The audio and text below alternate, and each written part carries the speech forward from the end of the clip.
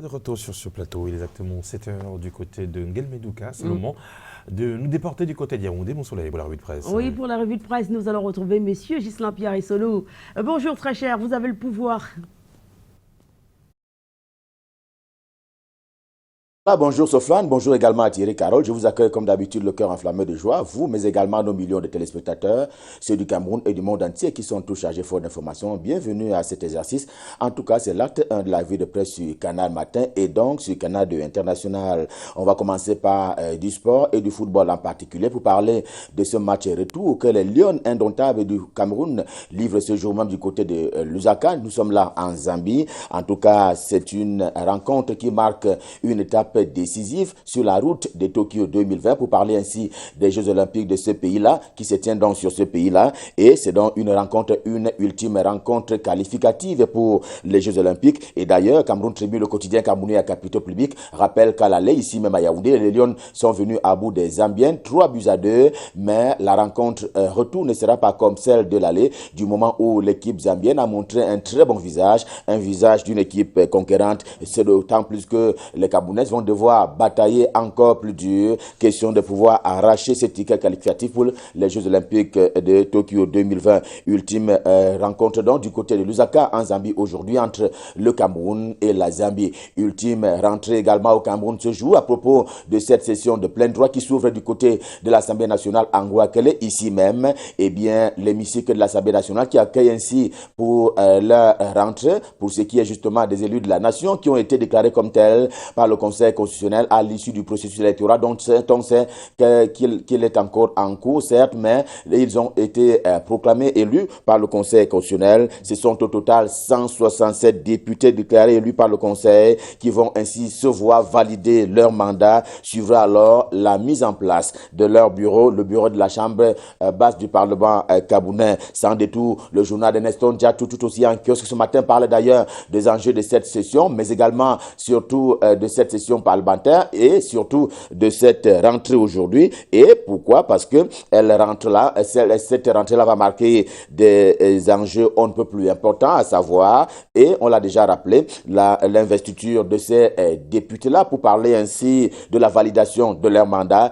et aussi la mise sur pied du bureau de l'Assemblée nationale avec tout ce qui a été dit notamment dans les réseaux sociaux à propos du président sortant, c'est-à-dire Kava Yege Jebe. Ce sont là des enjeux en termes d'éléments qui sont proposés par sans détour de Nestor Diatou ce matin à propos de la 10e législature de l'Assemblée nationale, la Chambre basse du Parlement camerounais et un ancien député qui a donc quitté la terre. On s'en souvient, il y a quelques jours maintenant, c'est le docteur Adamou Namdjoya, le président national de l'UDC, l'Union démocratique du Cameroun, dont la mémoire est saluée par le sultan roi des Bamoun, Ibrahim Bobondjoya. En tout cas, Tribune d'Afrique, le journal de Faustin Djikam en fait large écho ce matin. Ibrahim Bobondjoya qui a donc écrit une lettre à son peuple, au peuple Bamoun, pour signifier la disparition d'un grand homme, la disparition d'un grand frère. Dans son éditorial de circonstances, Faustin Djikam, qui nous a ainsi habitués aux éditos par rapport à ses publications, va d'ailleurs dans le sens de louer les valeurs ainsi léguées par le président de l'Union démocratique du Cameroun, l'UDC, à savoir le docteur Adamou Namdjoya, qui n'est donc plus de cette terre. L'une d'elles, c'était bien entendu l'éthique. Oui, l'éthique, toute l'éthique, y compris en politique, au Cameroun comme ailleurs. Le Cameroun qui livre une bataille une bataille à distance contre le coronavirus. Eh bien, le journal L'Anecdote, également en kiosque ce jour, dénombre à ce jour qu'il y a 2 cas qui ont été confirmés par le ministre Manaouda Malachi de la Santé publique, avec ceux-ci, pour parler ainsi de ces cas-là, ont été en contact avec des gens, potentiellement 171 personnes touchées. Heureusement, bien suivi par le ministère de la Santé publique dans sa veille sanitaire des circonstances qui sera davantage appuyée. Le quotidien Mutation de Gap, Georges Alain Boyomo s'en inspire d'ailleurs. Il s'inspire justement de cette confirmation des 2 cas de coronavirus sur le sol camerounais pour dire qu'en l'état actuel des choses, la menace du coronavirus donne du rhume à l'économie camerounaise et donc de l'Afrique centrale, sous-région Afrique centrale, depuis justement que Les importations ont été arrêtées, notamment en provenance de la Chine, par les autorités gouvernementales et dont il y a une concertation au sein de l'équipe gouvernementale pour pouvoir protéger les enfants de la terre et ainsi que les visiteurs du Cameroun par terre, mer et air. Eh bien, les importations ont été arrêtées en provenance de la Chine. Le quotidien bleu, le jour du jour, le journal d'Aman Mana a d'ailleurs réalisé à ce propos-là un reportage dans les rues de Yaoundé, la capitale camerounaise. Il se dégage un constat, le changement des habitudes par les habitants de la capitale camerounaise, dont certains ont pris donc l'habitude sans consigne préalable de se boucher les narines aussitôt sorti donc de la maison. En tout cas, c'est ce que dit le quotidien bleu dans sa livraison du jour. Et d'ailleurs, la une principale de ce journal est libellée, comme vous le voyez, vous allez le voir. En tout cas, elle porte sur le cas du ministre pour la Tanganyika en charge de l'administration territoriale. Vous le voyez bien, c'est une façon de s'inquiéter du ton qui a été adopté par le ministre pour la Tanganyika de l'administration territoriale face aux médias qui font, selon lui, la propagande des terroristes et de leurs affidés. Et voilà ce que retient le quotidien bleu, édition de ce jour. Et à propos de ces affidés, ceux qui sont donc prompts à accompagner les terroristes dans leurs actes, on ne peut plus inhumains, notamment dans le nord-ouest et le sud-ouest camerounais. Eh bien, s'agissant de ces affidés, la nouvelle également en kiosque ce jour, eh bien, reste surpris de ce que 2 jours après les attaques qui sont intervenues et qui ont fait des morts, oui, des morts, une dizaine, du côté de Galim et même aussi des attaques de Bamenda, les organisations non gouvernementales gardent le silence comme pour dire qu'il y a droit de l'homme d'un côté et pas de l'autre, signale la nouvelle réalité. Le journal de Pongouadé qui dit tout aussi en kiosque ce matin est d'ailleurs formel sur ce coup-là. Eh bien, ces ONG, organisations non gouvernementales, avaient reçu de l'argent, pas forcément pour la promotion des droits de l'homme, mais pour déstabiliser le Cameroun, si l'on s'en tient aux écrits du journal Réalité en kiosque ce jour. Et justement parce que il a été donné comme consigne d'en découdre avec la République du Cameroun, comme le journal Réalité en kiosque ce jour. Le Pélican de Jeune Brice Gaba donne également le montant, à savoir 5 milliards de francs CFA qui avaient été mobilisés et mis à la disposition de ces ONG-là. Question d'en venir à en découdre donc la République du Cameroun au titre justement du financement, dit-il, de la mafia en faveur de dites organisations non gouvernementales. Le journal La Veuve également en kiosque ce jour le confirme. En tout cas, il tient pratiquement le même montant, 5 milliards de francs CFA qui ont été mis à la disposition des ONG. Question de faire une mauvaise propagande contre le Cameroun. L'argent a été destiné à renverser le pouvoir de Yaoundé, si l'on s'en tient au journal. Mais les réseaux occultes n'ont qu'à bien se tenir. Pour la Tanganyika, tient le bon bout. Explique pour sa part le journal indépendant, également en kiosque ce jour, qui parle ainsi d'un complot qui a été éventré par le ministre en charge de l'administration territoriale. Et il était temps que ces réseaux occultes justement connus du journal soient mis à nu. D'ailleurs, le quotidien, dans son édition du jour, donne aussi la liste de ces organisations non gouvernementales, la liste de celles-ci qui sont d'ailleurs aux ordres, à qui une mise en garde a donc été servie par Paul Tanganyika en charge de l'administration territoriale. C'était au cours d'un point de presse qu'il a donné hier à Yaoundé, avec bien entendu autour de lui un certain nombre de collaborateurs, et face à eux, il y avait la presse, toute la presse, on va la dire au pluriel. Point de presse également suivi et relayé par le journal La République, qui est également en kiosque ce jour et qui traite lui aussi de cette problématique au même titre que le quotidien L'Épervier, le journal de l'époque Studio, tout aussi en kiosque ce matin. Eh bien, vous le voyez, sa une principale porte sur la dénonciation par le gouvernement de cette mission assignée aux ONG, organisations non gouvernementales, dont deux se sont principalement illustré cet an dernier en commettant des rapports qui accablent le Cameroun et son armée à propos de la lutte que l'armée camerounaise commet justement du côté du nord-ouest et du sud-ouest camerounais. Question de repousser ce qu'il est convenu d'appeler les terroristes et si vous voulez, de ces groupes armés des séparatistes du côté du nord-ouest et du sud-ouest. C'était contre-paiement des dollars. Apprend-on de ce journal, ce qui équivaut donc à 5 milliards de francs CFA. On l'a déjà dit. L'orphelin le fait également ce matin. Le MINAT a pris sa décision. Il a donc pris la mesure de la chose en tapant ainsi le poing sur la table, car la réalité de la crise anglophone est ailleurs. Elle n'est pas celle qui est décrite par ces ONG. On ne peut plus intéresser si l'on s'en tient aux écrits du journal L'Orphelin. D'ailleurs, le journal camerounais d'expression anglaise de Horizon, qui traite particulièrement de cette question de la crise anglophone, eh bien, il en parle une fois encore ce matin. Il en parle à la suite d'ailleurs d'une nouvelle sortie de Tibor Nagy, du nom du sous-secrétaire d'État américain en charge des affaires africaines, dont on sait qu'il avait porté sur le dos la problématique de la crise anglophone au Cameroun. Eh bien, le journal en reparle ce matin en s'inspirant de cette nouvelle sortie, car Tibor Nagy remet cela sur la table, à savoir sa solution magique pour sortir définitivement de cette crise sociopolitique dans les deux régions du Cameroun, de nature bien entendu à rétablir le pays dans sa coopération économique, mais une coopération économique globale, aussi bien avec ses pays voisins en Afrique centrale qu'avec le reste du monde entier. Et à propos de la sous-région Afrique centrale, eh bien, selon le Financier d'Afrique, édition de ce jour, eh bien, des nouvelles qui sont plutôt bonnes en provenance de la BIAC, la Banque des États de l'Afrique centrale. Eh bien, pourquoi? Parce que la sous-région s'en va paraffer des nouveaux accords avec le FMI, le Fonds monétaire international, des accords somme toute new look avec les pays membres de la Banque des États de l'Afrique centrale, particulièrement visés cette fois-ci, dit-il, la lutte contre la pauvreté, qui est d'ailleurs l'un des problèmes majeurs pour ce qui est des pays de la sous-région Afrique centrale, 6 au total. Une édition spéciale de l'Épervier également en kiosque ce matin n'a pas hésité à adresser, oui, un premier testament de la ministre en charge du contrôle supérieur de l'État, j'ai nommé Rosemba Acha, qui est certes discrète, mais qui abat au quotidien un travail on ne peut plus important si l'on s'en tient aux écrits de cette édition spéciale de l'Épervier. Et elle est au service du RDPC, son parti politique, et bien entendu la nation, eu égard à ses actes et autres actions au quotidien, dûment mentionné par cette édition du journal L'Épervier, édition spéciale. On va terminer ce matin par le journal camerounais à caractère satirique, j'ai nommé Le Populi, qui va ce matin avec une caricature, et bien une image qui met en scène le président de la République et son ministre en charge de la santé publique, Paul Biya et Manaouda Malachi, en échange, en tête-à-tête, et bien à l'heure de la nouvelle maladie, j'ai nommé le coronavirus, au centre des échanges, la question donc de nos frontières avec des pays voisins, des frontières camerounaises, souvent si ouvertes.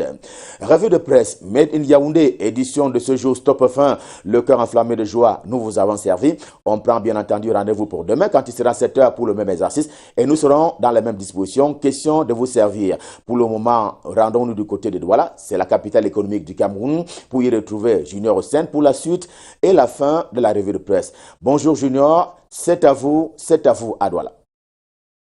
Ghislain Pierre Issono, bonjour. Aujourd'hui s'ouvre à Yaoundé, vous l'avez dit, la session de plein droit du Parlement. Et à sa une, le journal Europe Plus parle du grand absent du jour, Kavayegue Djibril, toujours en évacuation sanitaire en France. Le Bi-Hebdo nous apprend ce matin qu'à 86 ans, le président de l'Assemblée nationale est désormais interdit d'air conditionné au bureau, à la maison et dans ses véhicules par ses médecins. En page 7 du journal, on découvre que son absence de la scène politique fut déjà remarquée en début d'année. Kavayegue Djibril, poursuit Europe Plus, n'avait pas pris part à la cérémonie de présentation des vœux au chef de l'État. Il a été également absent lors de la session parlementaire consacrée à l'étude et à l'adoption de la loi de finances 2020. Dans ce bi-hebdo, Michaud Moussala souligne que le quotidien de Kavayegue Djibril est désormais ponctué de malaise, rechute, évacuation et hospitalisation. Pour ce journal, le septentrion songe déjà au remplacement de l'indétrônable président de l'Assemblée nationale. Comment et pourquoi? À lire dans ce journal déjà en kiosque. Les ONG reçoivent des milliards des sécessionnistes. Déclaration de Paul Atangandi, mentionnée ici par Europe Plus ce jour, qui, sur fond rouge et au bas de sa une, fait savoir que le ministère de l'administration territoriale, du moins le ministre de l'administration territoriale, est en colère contre ces ONG et leurs milliards. Un grand angle consacré à cette cette sortie de Paul Atangadi a parcouru en page 6 du journal. C'est bien là une mise en garde précise info matin de ce mardi. Selon ce quotidien, Atangadi lance désormais la chasse aux ONG complices des ambazoniens en page 3. Et comme mentionné à la une du journal de Dieudonné 20, ces ONG sont accusées de complicité avec les terroristes indépendantistes et sont également accusées d'avoir reçu plus de 5 milliards de francs CFA des réseaux occultes. Human Rights Watch, Amnesty International, International Crisis Group, OCHA et le REDAC sont pointés du doigt. Dans la suite de cette information, le journal ajoute que le ministre, très en colère, donne 60 jours à ces ONG de lui produire leur rapport. Et avec l'indépendance ce matin, on apprend qu'il s'agit des rapports d'activité des exercices 2017-2018 et 2018-2019.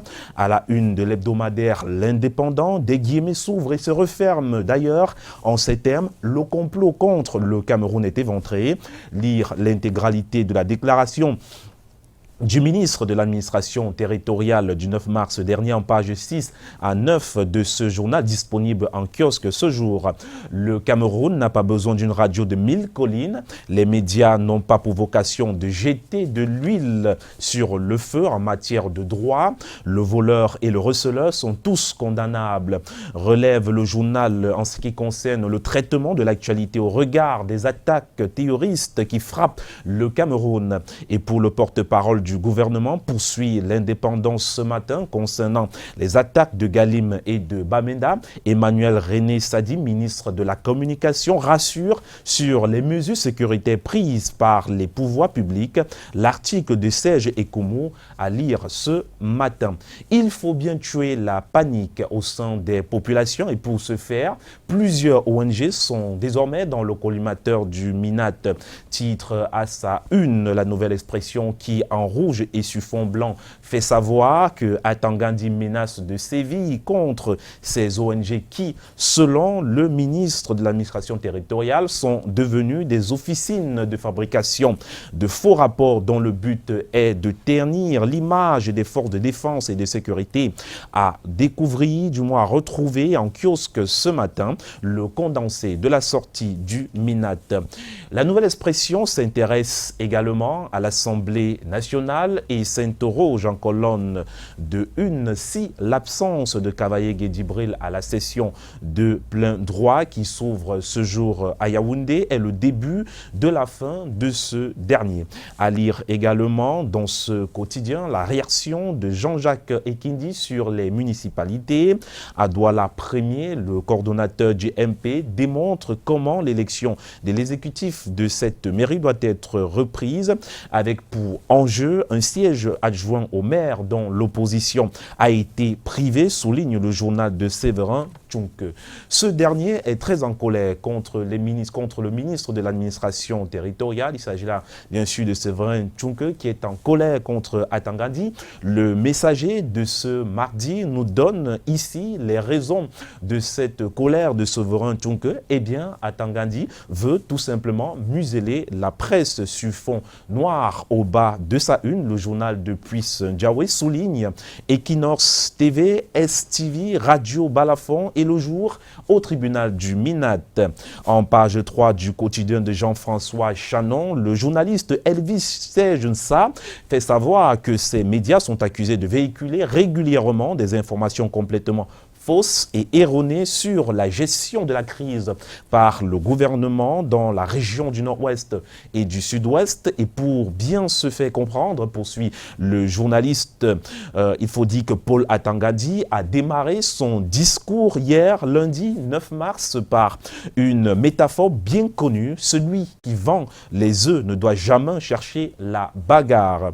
Une déclaration de Paul Atangadi. Et on termine en sport ce matin. Le Messager signale ce jour la grosse arnaque de McGill autour du stade d'Olembe. C'est à lire à la une du quotidien. Article à lire donc en page 12 ce matin. Et le journal fait savoir que 3 mois après avoir repris le chantier en procédure d'urgence, des doutes pèsent sur la capacité de l'entreprise canadienne à respecter les délais contractuels. Merci beaucoup, M. Junior Rossin, et surtout bon retour sur la rédaction Le Canal International. Merci. C'était passé les 19 minutes. Eh bien, on se laisse ce matin, je le disais tout à l'heure, Oui. je devais faire une petite révélation. Ah, une petite révélation. Oui, des révélations sur les différents D'accord, ça métiers. tombe bien que Junior Rossin soit là. Voilà, Junior. Parce que normalement, hein, quand on vend les œufs, il faut éviter la bagarre. C'est clair. Alors, la remarque que j'ai faite, tout simplement, sur la route, sur le tronçon, puisque c'est le tronçon que j'emprunte régulièrement pour aller à Balvin, la route de l'Ouest pour aller à l'Ouest du Cameroun, eh bien, je comprends pourquoi nous avons certains concitoyens qui sont d'une malhonnêteté, permettez-moi l'expression, d'une malhonnêteté gravissime. D'accord. Alors, vous imaginez quelqu'un qui dit vous vendre du gingembre, de la poudre de gingembre. Mais pourtant, dans la bouteille qui vous vend à 1000 francs CFA, il n'y a pas que de la poudre de gingembre. Il a rempli, il a mis un peu de gingembre, mais il a rempli avec de la farine de maïs. D'accord. Est-ce que c'est bien? Non. Vous avez des concitoyens qui vous disent vous vendre du miel. Ils sont les premiers à vous dire non, c'est du bon miel, ça vient de Gawa, ça vient de Gaoundéré. Mais pourtant, ce miel n'est pas du bon miel. Ils ont fait un mélange où c'est des bananes pourries, qu'on a fait je ne sais quoi. Mais quand vous prenez goût à ce miel, eh bien, c'est la catastrophe, c'est la maladie assurée. Vous avez également ces jeunes concitoyens qui font bouillir du maïs, mais le maïs n'est jamais cuit, mon soleil. C'est pour ça qu'ils vendent ça toujours chaud. Quand vous mangez ça chaud, vous ne comprenez pas que ce n'est pas bien cuit. Et quand c'est froid, c'est là où vous sentez que le maïs n'est pas cuit. Ça, c'est compliqué. Donc, du coup, j'estime tout simplement qu'il faille être honnête. Ça ne sert à rien de vendre également l'huile de parmis. Ils vous vendent souvent de l'huile de mauvaise qualité. Et quand vous êtes connaisseur, eh bien, ils finissent par vous dire non, grand, voici la bonne bouteille. Ça ne sert à rien d'être aussi malhonnête. Ça vous apporte quoi? L'idéal serait pour moi, d'ailleurs, si vous avez du bon miel, de dire, OK, monsieur, la bouteille de miel coûte 5000 francs CFA et que quand on achète cette bouteille de miel, que ce soit du bon miel. De dire que la bouteille de gingembre, c'est 10 000 ou c'est 2000 francs CFA et que ce soit véritablement du gingembre. Vous avez vécu ça une fois sur la route? Oui, plusieurs fois. On vous vend des mandarines emballées. Au fond, on sait qu'il y a des mandarines pourries. Et puis ça se fait parce que j'ai d'ailleurs été victime. Oui. C'est ici au marché d'Okoti. Oui. C'est-à-dire vous achetez un vêtement. Oui. Je ne sais pas comment ils font, mais après vous arrivez à la maison, ce n'est pas le vêtement. On vous a vendu un vieux tissu déchiré dans tous les Oui, sens. exactement. Donc parfois je me demande quel est l'intérêt. Oui. C'est-à-dire pourquoi on arrive à faire comme ça, pourquoi on arrive à penser comme ça. Et moi je me dis, ce type de comportement n'est pas très loin, je vais le dire comme ça, de ces personnes qui, de manière aussi naturelle, peuvent salir l'image du Cameroun. Voilà. Peu importe les circonstances, peu importe le contexte. C'est-à-dire de manière aussi naturelle, aussi facilement, on pose des actes. Parfois, on a le sentiment que on le fait parce qu'on se sent libre, sa liberté, mais je crois quand même Parce qu'on que gagne, si vous êtes parent et que vous trompez un Thierry Carole en route en disant voici du miel alors que c'est du faux, vraiment, l'argent qu'il vous donne avec du bon cœur, un argent qu'il a travaillé, avec cet argent, vous aurez du mal même à inscrire les enfants à l'école. Ah bon? Je trouve. Et ce miel, parce que nos grands-pères nous disaient souvent que le mauvais argent, on l'utilise très mal. Ouais. Ben, Tu ne peux pas donner une bonne éducation dans une très bonne école avec de l'argent que tu as détourné, tu as piraté. Et puis la preuve en est. C'est pas que je vais dire quelque chose qui va peut-être gêner, mais on sait aujourd'hui que quand on a détourné assez d'argent, peu importe les grandes écoles dans lesquelles vous envoyez vos enfants, ils finissent on voit l'enfant finir toujours un genre. Ça dit des tatouages partout, s'il n'a pas fumé. Mais oui. Merci beaucoup. Voilà. Je pense que le message il n'est pas tombé dans les oreilles des Mais oui, sourds. il faudrait qu'on fasse Que attention. tous les commerçants, ça ne concerne pas que ceux qui sont sur la voie. Moi, je m'adressais à ceux qui sont là-bas. Voilà, oui, mais tous les commerçants devraient faire des Vraiment, efforts. J'ai dit bien vraiment. devraient faire des efforts pour Ça sert à être rien. honnête. Même sur Soyez les boîtes. honnête sur la marchandise. Même sur les boîtes. Les boîtes avec lesquelles on vend le haricot, le maïs. Vous avez 3 types de boîtes. Même les vendeurs d'arachide, on vous dira, certaines personnes vous asseyez dans un bar et disent non, où est la boîte des Bépanda? Parce qu'on estime que la boîte des Bépanda est plus grande que la boîte de Bonanjo. Allez, merci Didier Thierry, Rossin. merci Excellente journée. À demain pour une autre revue de presse. Merci beaucoup. Tout de suite, une page de pub.